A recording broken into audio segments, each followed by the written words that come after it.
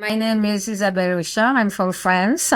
And in fact, I'm from the western part of France. I'm working since quite many years at Geneton, and I'm the head of a group working on muscular dystrophies. And we are very much involved right now in gene therapies, and that's why we created Atamyo Therapeutics to try to push all the things that we're doing in the lab to the clinic for the patients. And so how is it that you came to have an interest in limb-girdle muscular dystrophy 2I-R9? It is such a rare disease, and not many people have known about it when you first started in this area. So we're just curious about the beginnings.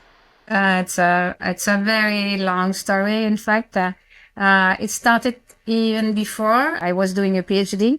I was doing an internship in a research center, and at that time there was some samples from families coming from the Réunion Island that I started to work with, and this led us to the first identification of the first gene of limb-girdle muscular dystrophy, which is LGMD2I, not the R9. And so we identified the genes when I was doing my PhD. And then after we discovered that the LGMD was not only one disease, but it was heterogeneous. So we started to identify the gene in additional families. And I participate in the identification of the gene of LGMD R9 together with Professor Francesco Montoni in London. And that is the beginning of the story of the LGMD R9 in the lab.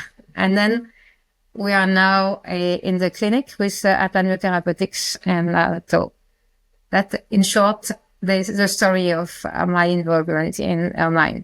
You know, it's interesting that you say, it started with LGMD R1 or 2A, and, which explains the alphabetical, order of the limb girdles as they've been discovered. And we are so excited about the work that you're doing, in particular with LGMD2I-R9. Just wanted to know, what are you most excited about as far as your work and where it's headed for the future for this disease?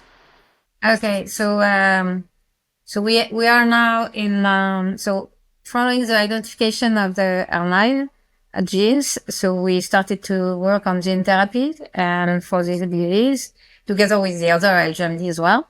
And we selected the R9 because we discovered that we didn't need a lot of AAVs compared to other muscular dystrophy to have therapeutic efficiencies.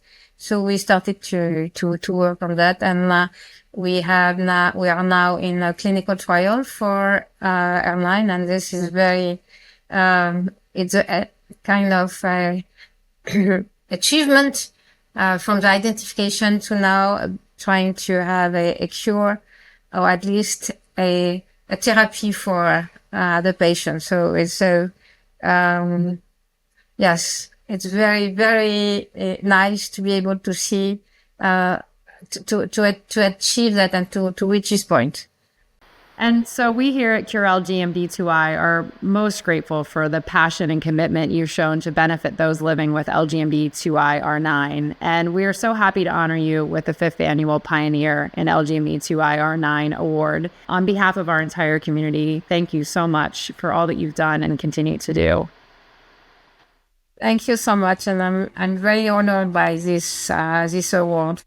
I'm also grateful for, in fact, the support of the community and for many different people. For my team, that because I'm not working alone, we have a group of people trying to push this forward on my team, but also on the other group of at Geneton and at Atamyo. And I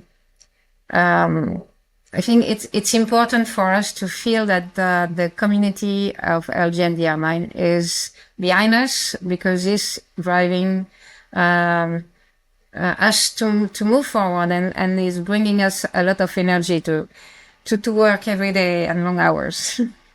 So thank you also, the community. Of course, of course. I know you've dedicated your life to this project, and to see it come to fruition and starting to treat patients. We're so excited to hear the news of the progress that's happening with them, and that it seems to be safe and well tolerated. So we just continue to wish you the best for continued success, and we're just so grateful for all that you've done. Thank you so much.